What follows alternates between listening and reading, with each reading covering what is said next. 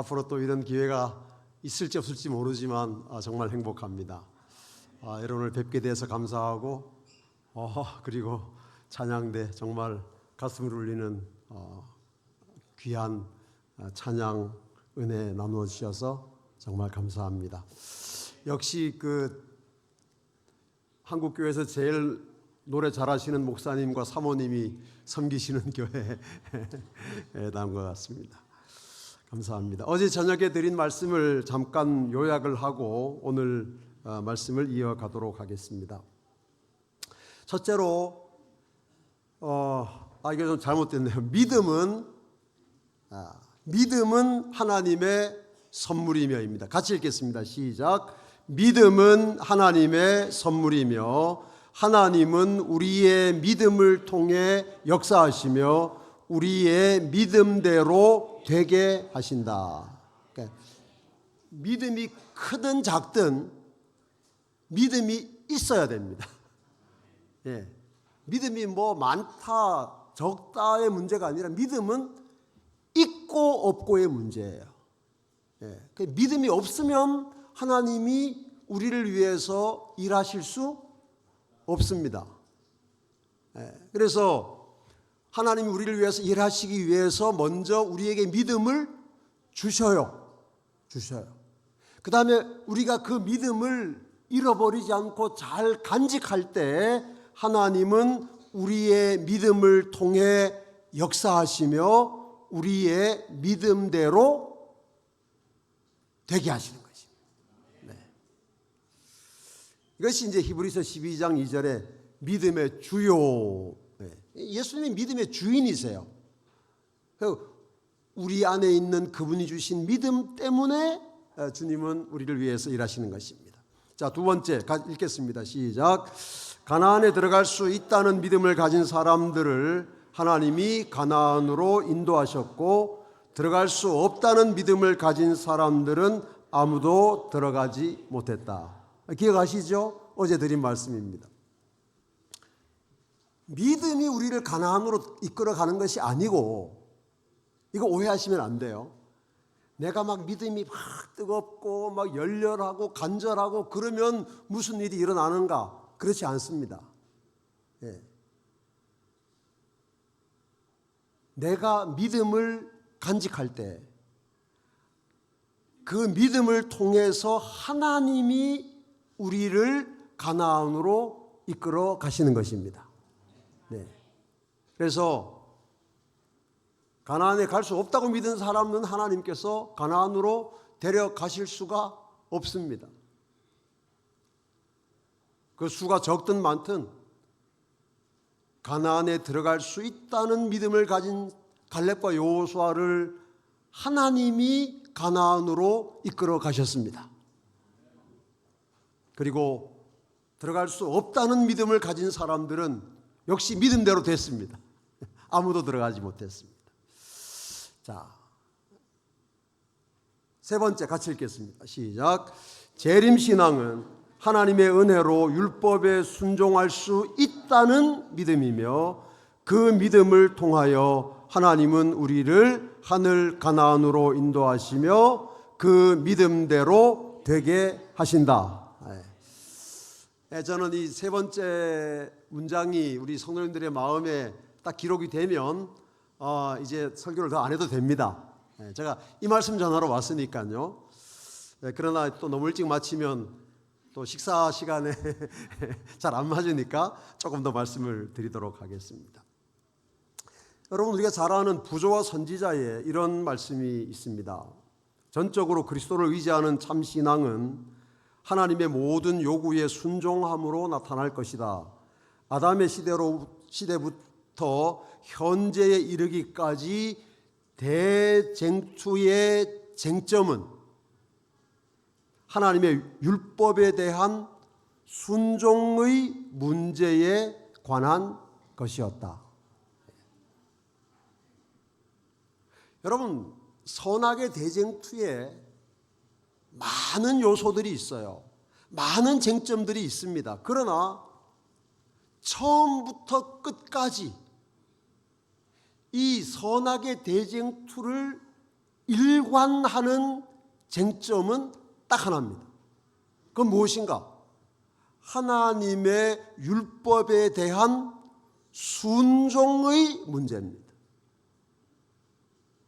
예를 들면 예수님의 십자가의 죽으심, 대쟁투의 중요한 쟁점이지만 그것이 처음부터 끝까지의 쟁점은 아닙니다. 왜냐하면 예수님이 십자가에 달리시기 전까지는 예수님의 십자가는 대쟁투의 쟁점이 아니기 때문입니다.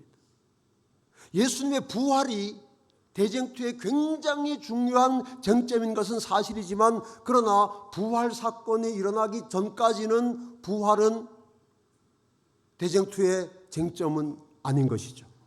그런데 하나님의 율법에 대한 순종의 문제는 사탄이 하늘에서 하나님의 정부에 도전해서 반역을 일으키던 그 순간부터 이 땅에서 온 죄가 다 소멸되고 새 하늘과 새 땅이 이루어질 때까지 초지일관 유지되는 대쟁투의 쟁점이 무엇인가? 그것은 피조물이 하나님의 율법에 순종하느냐 순종하지 않느냐의 문제입니다. 그렇다면 여러분, 이 대쟁투의 싸움에서 하나님이 하시는 일은 무엇일까요? 하나님은 어떤 일을 하실까요? 하나님은 우리로 하여금 하나님의 율법에 순종하게 하는 일을 하십니다. 반대로 사탄이 하는 일은 무엇일까요? 사탄은 어떻게 하든지 하나님의 계명에 순종할 수 없게 하는 것이 사탄의 일입니다.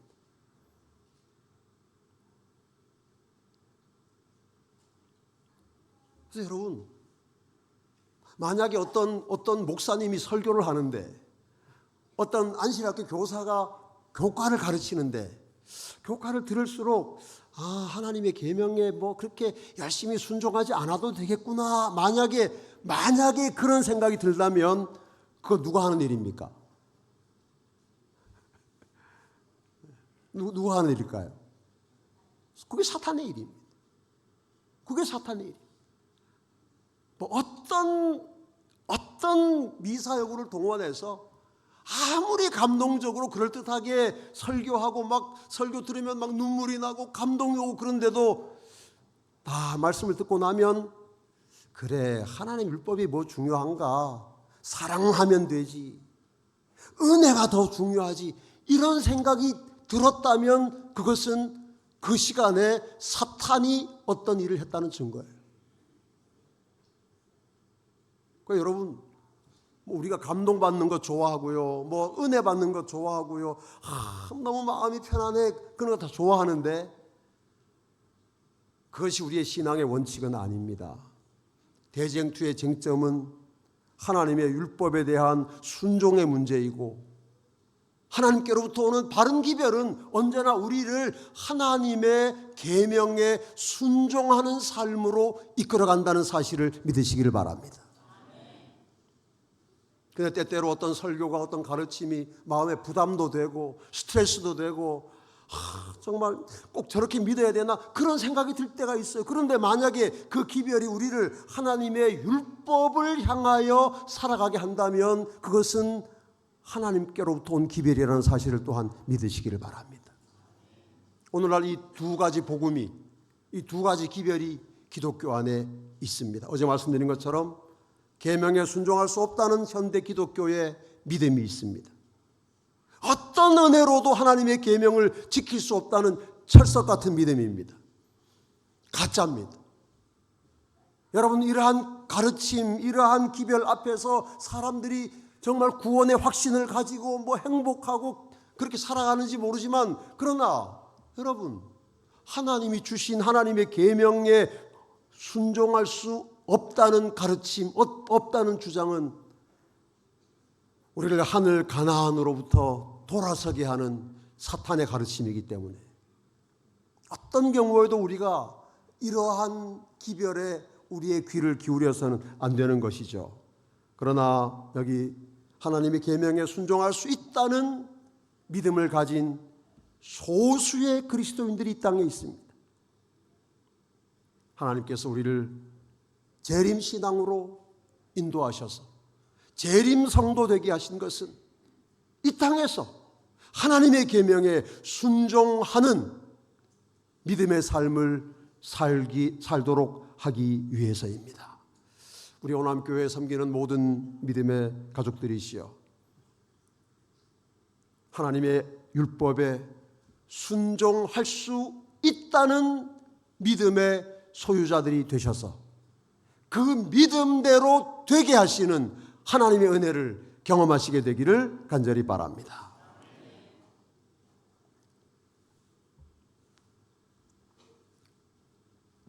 사탄은 대쟁투의 처음부터 끝까지 하나님의 율법을 공격해 왔습니다. 그런데 사탄이 하나님의 율법을 향하여 하는 공격은 시대에 따라 전략이 바뀌어요. 항상 똑같은 방법으로 하나님의 율법을 공격하면 하나님 백성들이 다 아니까, 안 넘어가니까. 그래서 시대에 따라서 사탄은 율법을 향한 공격을 이렇게 바꾸어 왔습니다. 제가 여기 율법을 향한 사탄의 삼중기만이라는 제목을 붙였는데요. 이것은 하나님께서 우리에게 맡기신 전하라고 하신 세천사의 기별, 삼중기별과 좀 비교하기 위해서 그렇게 한 것입니다. 왜냐하면 사탄이 이 세 가지 기만을 통해서 끊임없이 이 땅에 있는 인류로 하여금 또 하나님 백성들로 하여금 하나님의 율법에서 돌아서고 율법에서 멀어지게 하는 일을 해왔기 때문입니다. 간략하게 살펴보면 이렇습니다. 첫 번째로 사탄은 그가 하늘에서 그 하나님의 정부의 반역을 시작한 이래로 예수님이 십자가에 돌아가시기 이전까지는 세상을 이렇게 속였어요. 하나님의 율법은 지킬 수 없는 것이다. 그러다가 예수님이 하나님의 율법에 온전히 순종하는 삶을 사시고 십자가에 달려 돌아가신 이후에는 새로운 거짓말을 추가했습니다. 그것이 하나님의 율법은 지킬 필요가 없다는 것입니다. 그 다음에 세 번째 기만은 하나님의 율법은 지켜도 되고 지킬 수 있지만 온전히 지킬 필요는 없다는 것입니다. 이 세 가지가 다 사람들로 하여금 하나님의 율법에서 돌아서게 하려는 사탄의 기만입니다. 이 내용이 시대 소망에 정리되어 있는데 잠깐 좀 소개해 드리겠습니다. 대쟁투의 초기에 사탄은 하나님의 율법은 순종할 수 없으며 공의가 자비와 조화되지 않으므로 율법을 파기하지 않고는 죄인이 용서받을 수 없다고 선언했다. 그 다음에 맨 마지막 줄입니다.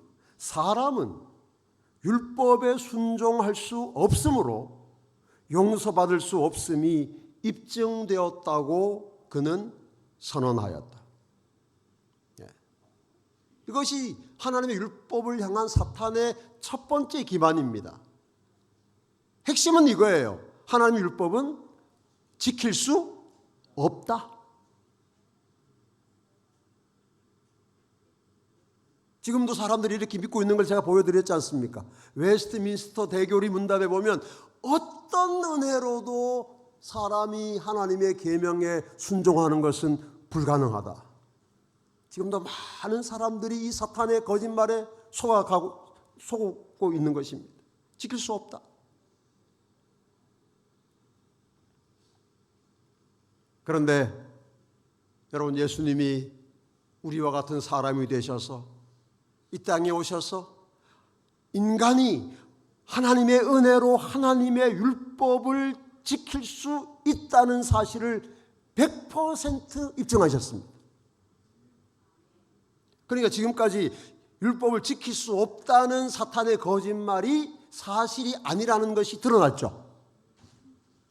근데 계속 이 거짓말을 하면 사탄의 거짓말이 안 먹히니까 새로운 거짓말을 추가한 것입니다. 그것은 무엇인가? 율법은 지킬 필요가 없다는 기만입니다. 그리스도께서는 당신의 생애와 죽음을 통하여 하나님의 공의는 그분의 자비를 손상하지 않을 뿐 아니라 죄는 용서받을 수 있고 하나님의 율법은 의로우며 온전히 순종할 수 있다는 사실을 입증하셨다. 누가요? 예수님. 그러니까 사탄이 지금까지 해온 거짓말이 탄로가 났지 않습니까? 율법에 대한 사탄의 비난은 반박을 당했다. 하나님께서는 인류에게 당신의 사랑의 명백한 증거를 주셨다. 그러자 사탄은 또 다른 속임수를 내놓았다. 그는 하나님의 자비가 그분의 공의를 파괴했고 그리스도의 죽음이 하나님의 율법을 뭐했다고 선언했다? 폐기했다.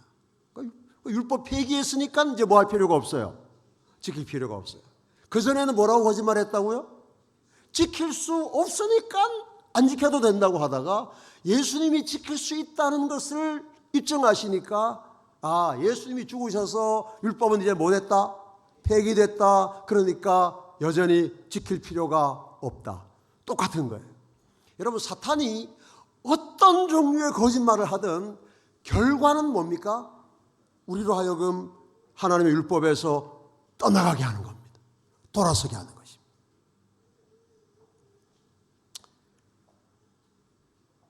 사탄의 기만이 여기서 끝나지 않고 다니엘서에 예언된 것처럼 사탄이 그의 그 조종하는 세력을 통해서 하나님의 율법의 때와 법을 변개하죠. 그 다음에 마지막 사탄의 기만이 이렇게 시작되었습니다. 하나님께서 친히 자신의 육성으로 말씀하신 율법의 결함이 있어서 어떤 특정 부분이 제거되었다고 사탄은 이제 주장하고 있다. 이전의 율법을 향한 사탄의 도전은 전체적인 것이었어요. 전체를 지킬 수 없다라거나 혹은 전체를 지킬 필요가 없다는 것이었는데 마지막 시대에는 새로운 전략이 나왔습니다. 그건 무엇인가? 하나님의 율법이 좋은 것인데 지켜야 하는데 그걸 다 지킬 필요는 없고 어떤 특정한 부분은 제거되었기 때문에 그 부분은 지키지 않아도 된다는 것이 세 번째 사탄의 기만입니다. 그러한 주장은 그가 세상에 가져올 마지막 대기만이 될 것이다.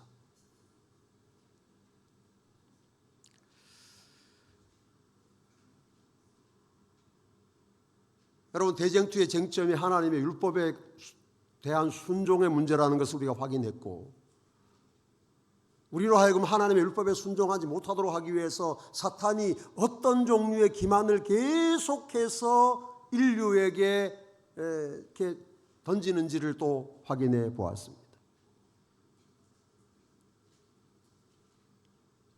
사람들이 하나님의 율법에 순종할 수 없다는 믿음을 갖기만 하면 사탄은 성공하는 것입니다. 여러분, 그 사람들이 그 믿음을 가졌다고 해서 교회를 떠나가지 않습니다.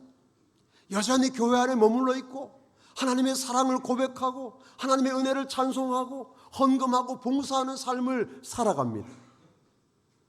그러나 그들의 마음속에 하나님의 계명에 순종할 수 없다는 믿음이 자리 잡거나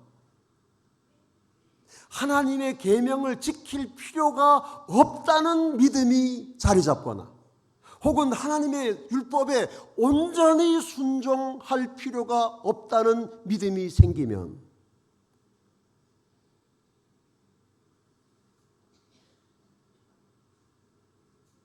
하나님은 그 믿음을 통해서 역사하실 수가 없는 것입니다. 그리고 마침내 그 믿음대로 되는 것입니다. 그러므로 우리 오남교회 믿음의 가족 여러분, 우리는 하나님께서 우리에게 주신 재림신앙을 따라서 하나님의 계명에 순종할 수 있다는 믿음을 가지고 살아갑시다. 내 노력, 내 의지 아닙니다. 여러분, 갈렙과 여호수아가 가나안에 들어갈 수 있다는 믿음을 가진 것이 내 노력이나 의지나 열심의 근거에서가 아니라 하나님을 향한 그들의 믿음이 그 근거였던 것처럼 이 마지막 시대에 하나님의 율법에 순종하며 살아가는 재림 성도의 믿음의 근거도 하나님의 약속에 있는 것입니다.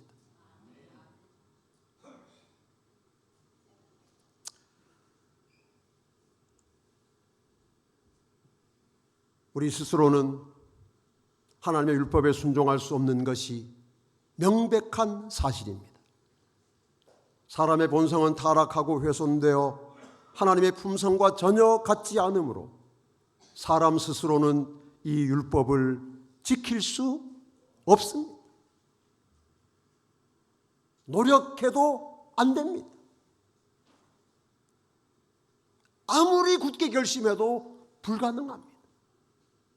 그대들은 율법을 지킬 수 없다. 사람이 스스로 율법을 지키는 것은 불가능하다. 그는 그것을 행할 수 없다. 많은 기별들이 증언의 말씀들이 우리에게 주어져 있습니다. 하나 더 보겠습니다. 우리 같이 읽겠습니다. 정로의 계단 시작. 아담은 타락하기 전에 하나님의 율법을 지킴으로 의로운 품성을 이룰 수 있었다. 그러나 그 일에 실패하였고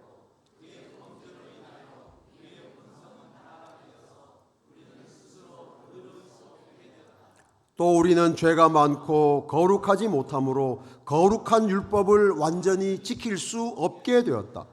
그리고 우리는 하나님의 율법의 요구를 응할 만한 자신의 의의는 조금도 가지지 못하게 되었다.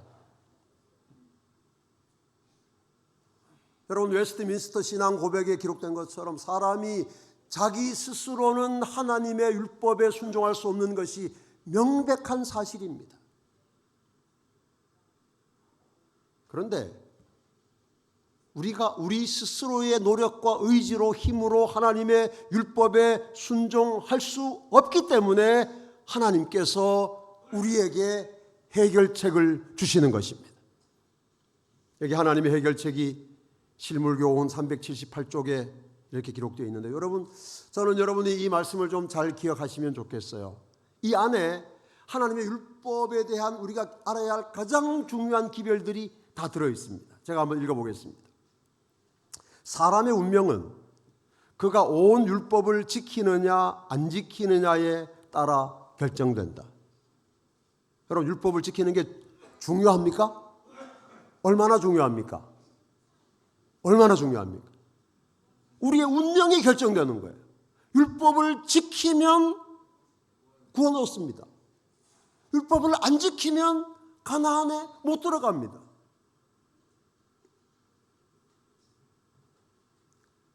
저 목사 이상하다 생각 혹시 드세요? 오늘날 우리가 구원받는 건 믿음으로 받고 은혜로 받지 무슨 율법을 지켜서 받느냐, 그렇게 생각하는 사람들이 세상에 많이 있을 뿐 아니라 재림교회 안에도 많이 있습니다. 그런데 여러분, 이 증언의 기별이 맞다면 우리가 율법을 지키지 않으면 구원받지 못합니다.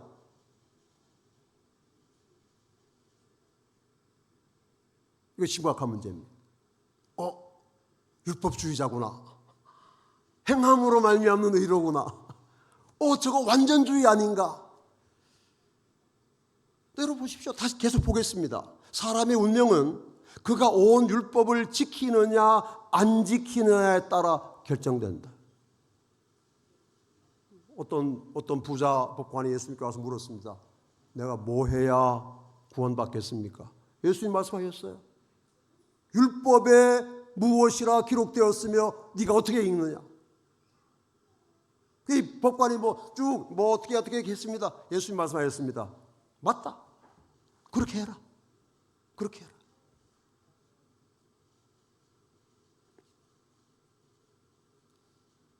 여러분, 하나님은 우리에게 율법을 주시고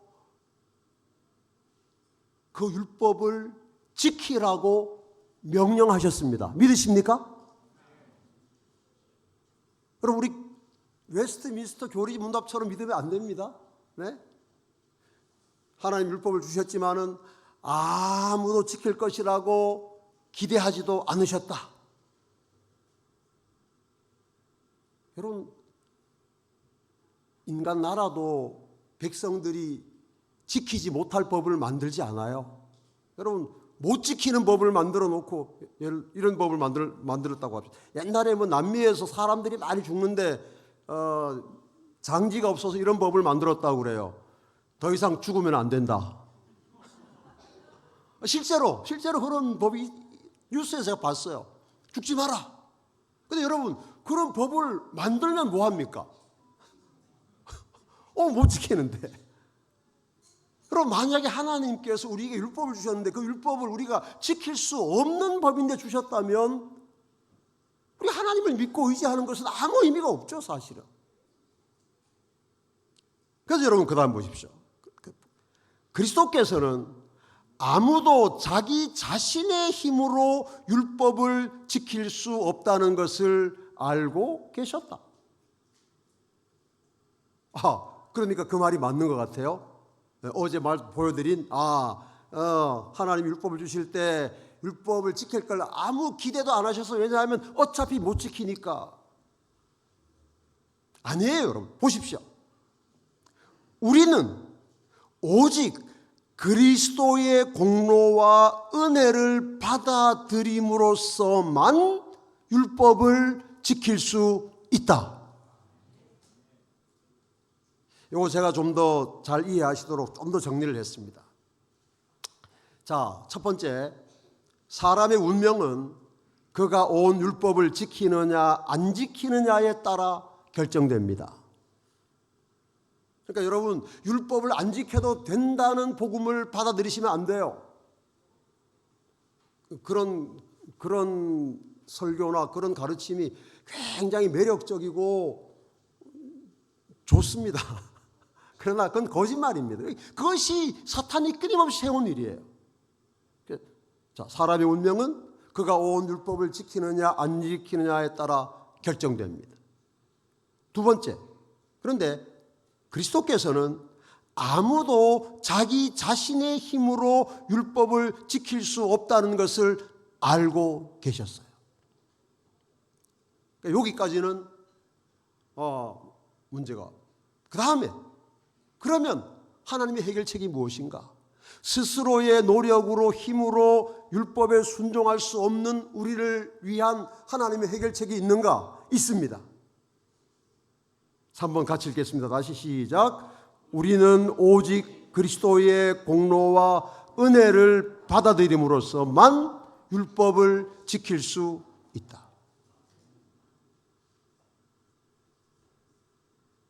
왜 우리가 예수 그리스도의 십자가 공로를 의지하고 받아들여야 하는가?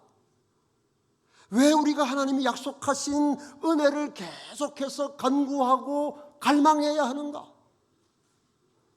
그 그리스도의 공로와 은혜를 받아들일 때 우리가 스스로는 지킬 수 없는 하나님의 율법에 순종하는 삶을 사는 것이 가능하기 때문입니다.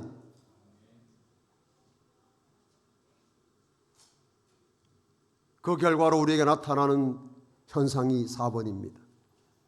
우리의 죄를 위한 화목제가 되신 그리스도를 믿음으로 말미암아 타락한 사람이 마음을 다하여 하나님을 사랑하고 자기 이웃을 제 몸과 같이 사랑할 수 있게 될 것이다. 여러분, 타락한 사람이 마음을 다하여 하나님을 사랑하고 자기 이웃을 내 몸과 같이 사랑하는, 이게 뭡니까? 계명에 순종하는 거예요. 예수님 말씀하셨잖아요. 그렇죠? 첫째는 이것이니 내 마음을 다하고 뜻을 다하여 주 너희 하나님을 사랑하고, 둘째는 그와 같으니 내 이웃을 내 몸과 같이 사랑하라. 여러분,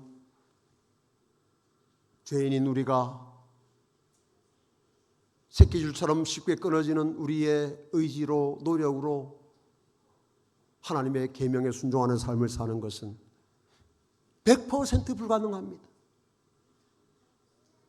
그러나 예수께서 우리에게 베푸신 은혜를 받아들일 때 그 은혜를 통하여 우리가 하나님의 계명에 순종하는 삶을 사는 것이 또한 100% 가능하다는 사실을 믿으셔야 합니다. 어떤 믿음을 갖느냐가 우리의 신앙의 방향을 결정하기 때문에. 그래서 여러분, 우리 스스로 하나님의 율법에 순종할 수 없는 우리를 위하여 하나님이 마련하신 해결책이 은혜입니다. 은혜.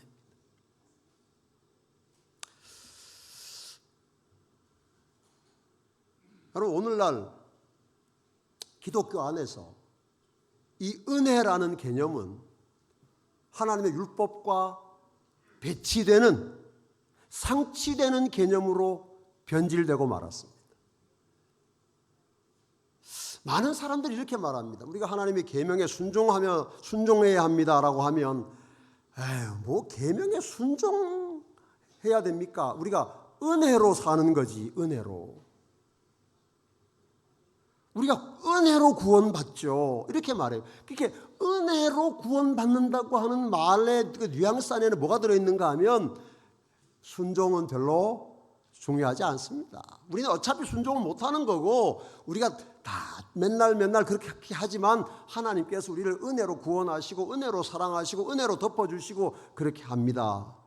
그래서 오늘날 이 기독교 안에서 은혜라는 개념이 율법과는 완전히 다른 배치되는 개념으로 이렇게 오해되고 있습니다. 뿐만 아니라 이 은혜가 참 감사하긴 한데, 뭐 그래 너 괜찮아, 너 맨날 그렇게 죄짓고 넘어지고 좌절하고 그래도 괜찮아 덮어주고 위로해주고 뭐 이런 정도의 개념으로 인식되고 있는 것이 사실입니다. 제가 여기 교회 용어 사전에서 은혜라는 단어를 찾아보니까 이렇게 기록되어 있는데 여러분 한번 보십시오. 성경에서 은혜란 기쁨, 상냥함, 사랑스러움, 혹은 호의, 친절, 자비, 긍휼 또는 윗사람이 아랫사람에게 베푸는 친절이나 사랑 등을 의미한다. 이게 우리가 오늘날 일반적으로 가지고 있는 은혜의 개념이에요. 뭐 여러분도 다 익숙하실 것이라고 생각합니다. 그 중에서도 하나님께서 값없이 베푸신 선물, 특히 아무런 조건 없이 죄인을 용서하고 구원과 영생을 주시는 하나님의 초월한 사랑이라는 뜻으로 많이 사용된다.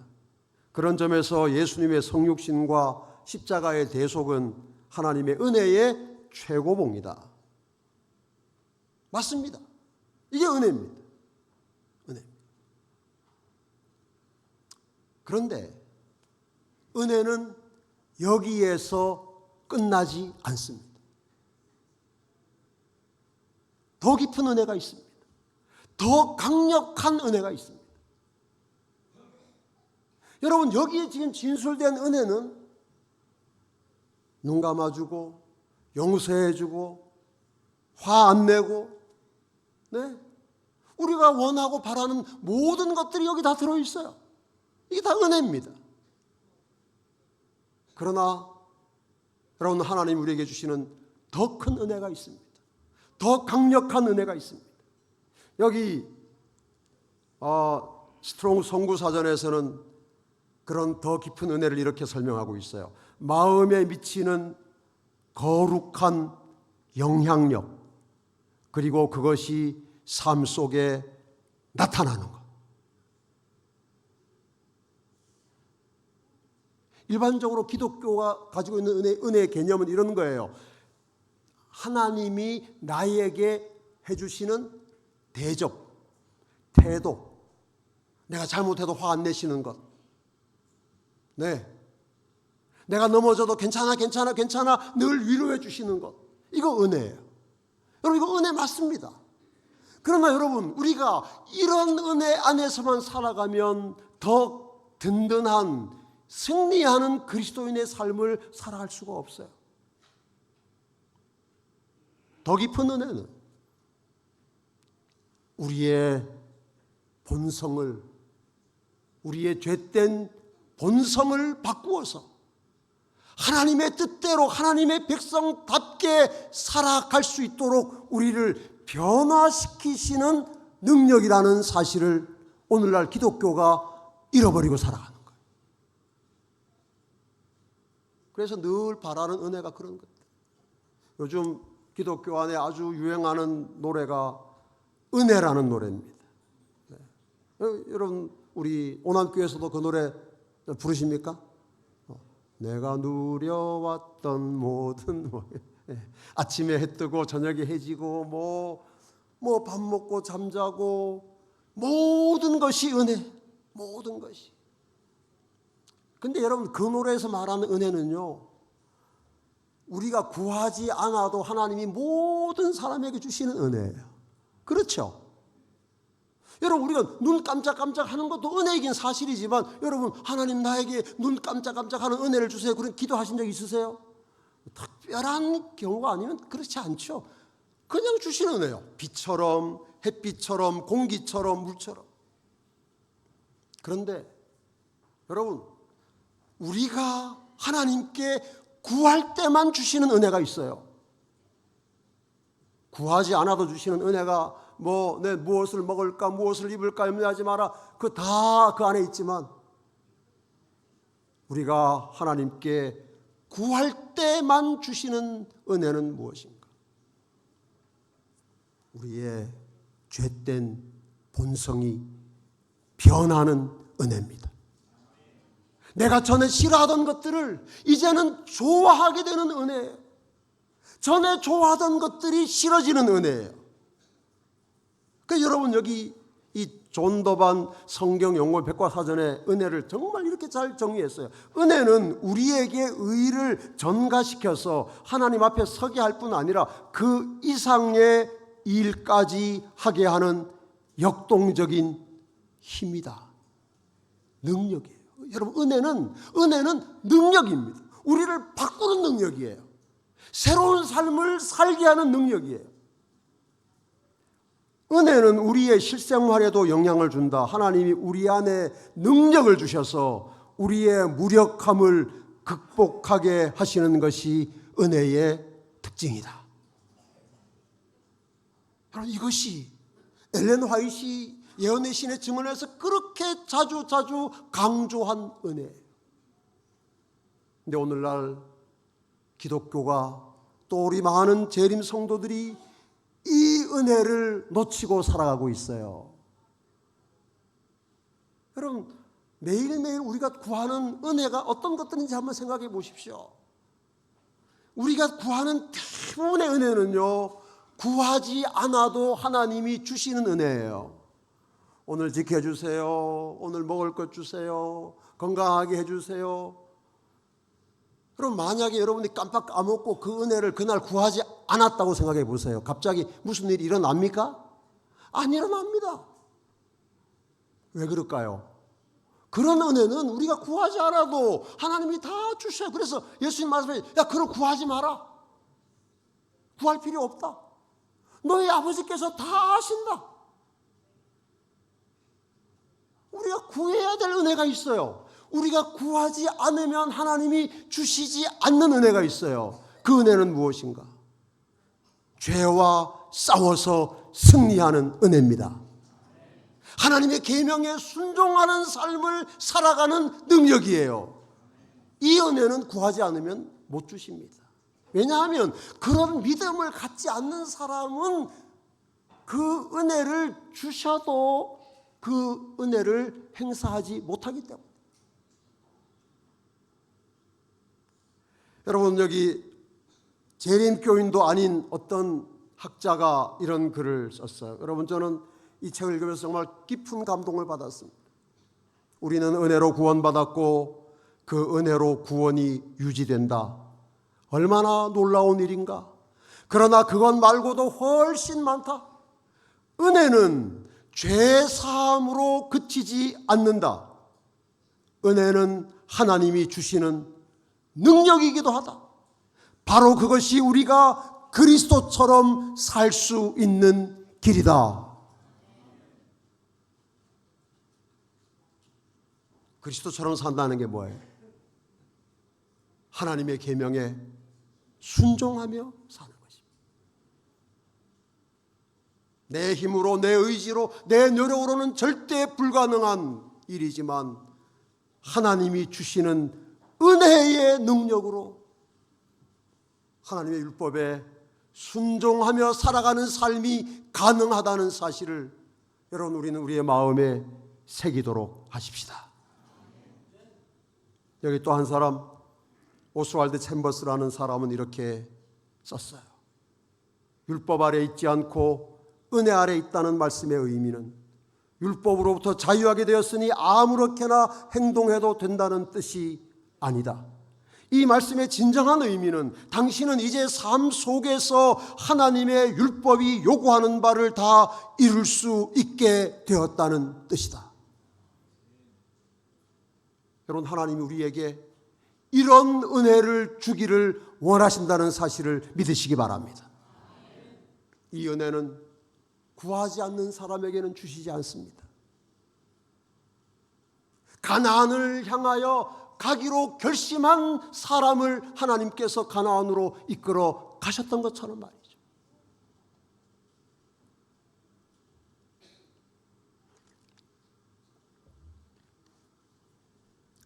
제가 강원도 화천에서 군 생활을 했는데 화천교회에 출석했습니다. 그 교회에 주기종이라는 장로님이 계셨는데 그 장로님의 사모님이 박 집사님이 제게 들려주신 말씀을 제가 지금도 생생하게 기억해요. 너무나 감동적이었어요. 이 집사님이 남편을 통해서 이제 복음을 받아들이고 하나님 백성으로 살기로 결심하셨어요. 그리고 침례를 받게 되었습니다.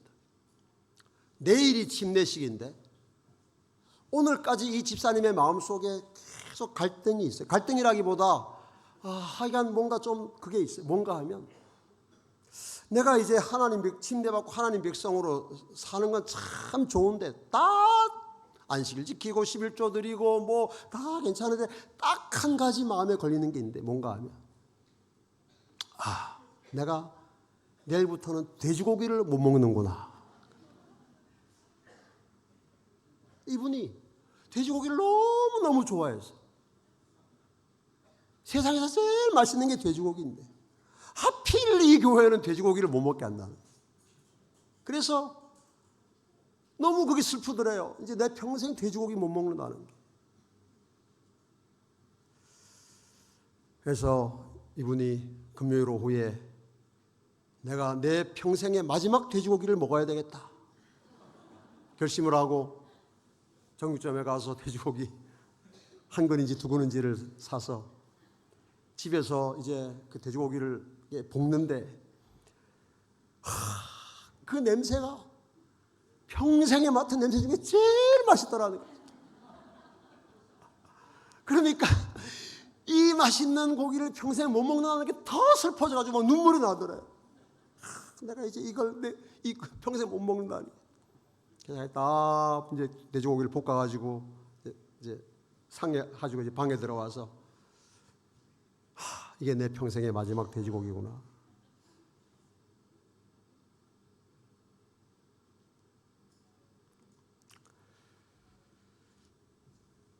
모르겠어요. 그때 그 집사님이 그 고기를 먹기 전에 기도하셨는지 안 하셨는지 그건 제가 이야기를 안 해주셔가지고 제가 모르겠는데 좌우간 이제 인생의 마지막 돼지고기를 딱 젓가락으로 집어서 여기까지 가지고 왔는데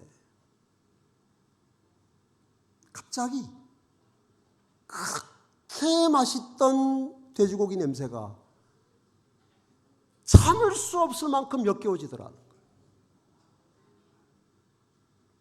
그러면서 이분이 내가 지금까지 이걸 먹었나? 이렇게 더럽고 지저분하고 냄새나는 걸 이걸 내가 먹고 살았다는 생각이 들더라는 거예요. 그대로 가지고 나가서 쓰레기통에 붓고 다음날 안식일에 침례받고 그 뒤로 한 번도 돼지고기 먹고 싶은 생각이 없다는 거예요. 여러분, 이게 사람의 의지로 노력으로 됩니까? 저는 제가 들은 기적 중에 가장 놀라운 기적이 저는 이건 것 같아요. 저는 암 말기에서 나았다보다 이게 더 큰 기적인 것 같아요. 그렇게 좋아하던 게 한순간에 가장 싫어지는 이 은혜는 도대체 여러분 어디에서 오는 것입니까? 이게 사람의 노력으로, 의지로, 결심으로 가능할까요? 여러분, 하나님이 우리에게 이런 은혜를 주기 위해서 오늘도 간절히 기다리신다는 사실을 우리는 믿도록 하십시다. 이런 변화가 우리 모두의 삶에 일어날 수 있고 일어나야 합니다. 그리고 그것이 가능하도록 하나님께서는 우리에게 은혜를 약속하신 것입니다. 그런데 왜 우리는 그런 은혜를 누리지 못할까요? 하나님이 안 주시기 때문입니까? 그럴 리는 없죠. 우리가 이러한 은혜를 경험하지 못하는 단 한 가지 이유가 있다면 그것은 이러한 은혜를 갈망하지 않기 때문입니다. 구하지 않기 때문입니다. 왜냐하면 이 은혜는 구하는 자에게만 주시는 은혜이기 때문입니다. 엘렌 화이트이 1888년 10월 16일 리브 앤 헤럴드지에 이렇게 썼습니다. 그는 당신 자신의 의를 나에게 나누어 주시기 위하여 가능한 모든 일을 해놓으시고 내가 범해온 율법을 지킬 수 있게 하셨다. 이게 은혜예요. 내가 안 되던 일을, 못하던 일을 하게 하시는 하나님의 은혜입니다. 사람에게 하나님의 율법을 순종할 능력을 주는 것은 하나님의 무엇이다? 은혜입니다. 율법에 순종할 수 있는 능력은 하나님의 은혜로 주어지는 것이고 그 은혜로 말미암아 하나님의 율법에 순종하는 삶을 살아가게 되는 것입니다. 그리스도께서는 스스로 율법에 순종하심으로써 변경할 수 없는 율법의 성격을 증거하시고 아담의 모든 자손이 당신의 은혜를 통하여 율법을 완전히 순종할 수 있다는 것을 입증하셨다. 그리스도 안에 있는 믿음을 통하여 순종할 수 있도록 돕는 하나님의 은혜를 제공하셨다. 그리스도의 은혜를 통하여 그 후에는 하나님의 율법에 복종할 수 있다. 우리는 그리스도의 은혜를 통하여 우리 마음에 기록된 하나님의 율법에 순종하는 생애를 살 것이다. 그들은 그리스도의 은혜를 통하여 하나님의 율법을 순종할 수 있게 되었다. 그리스도의 은혜가 없이는 하나님의 율법을 순종하는 일에 단 한 발자국도 전진하기가 불가능하다. 다시 실물교훈 378쪽 우리 같이 읽겠습니다. 다 같이 시작. 그리스도께서는 아무도 자기 자신의 힘으로 율법을 지킬 수 없다는 것을 알고 계셨다. 그러므로 그분은 율법사가 더욱 분명하고 더욱 비판적인 연구를 통해서 진리를 발견하게 되기를 바라셨다. 우리는 오직 그리스도의 공로와 은혜를 받아들임으로써만 율법을 지킬 수 있다.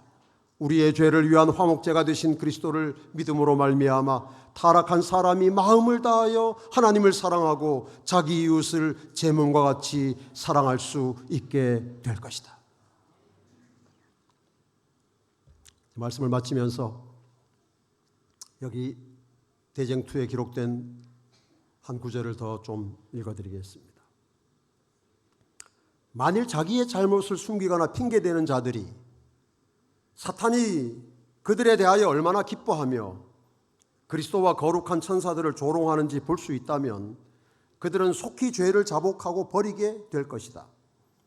사탄은 사람의 품성의 결함을 발판으로 온 마음을 사로잡고자 활동한다. 사탄은 사람이 만일 그 결함들을 고집하고 버리지 않으면 자신이 성공할 것을 안다. 그러므로 사탄은 그리스도를 따르는 사람들에게 죄를 이길 수 없다는 치명적인 궤변으로 그들을 속이려고 항상 힘쓰고 있다. 여러분, 죄를 이길 수 없다는 치명적인 궤변을 다른 말로 바꾸면 하나님의 율법에 순종할 수 없다는 궤변입니다. 왜냐하면 우리에게는 하나님의 율법에 순종할 수 있게 하는 하나님의 은혜가 약속되어 있고 보장되어 있기 때문입니다. 그러므로 우리 오남교회 안에서 오남교회를 구원의 방주로 삼고 주의 오심을 준비하고 기다리며 살아가는 우리 모든 믿음의 가족 여러분, 우리는 하나님의 은혜로 율법에 순종하는, 계명에 순종하는 재림 성도가 됩시다. 히브리 10장 38절에 나의 의인은 믿음으로 말미암아 살리라 하셨고, 요한일서 5장 4절에 세상을 이기는 승리는 이것이니 우리의 믿음이니라 했습니다. 여러분, 어떤 믿음입니까? 어떤 믿음입니까? 계명에 순종할 수 없다는 믿음입니까? 순종할 수 있다는 믿음입니까? 순종할 수 있다는 믿음입니다. 그 믿음의 근거는 무엇입니까? 하나님의 은혜입니다. 하나님의 은혜로 매일매일 죄와의 싸움에서 승리하시고 하나님의 계명에 순종함으로 하나님께 영광 돌리는 믿음의 공동체 오남교회가 되시기를 주님의 이름으로 축원합니다.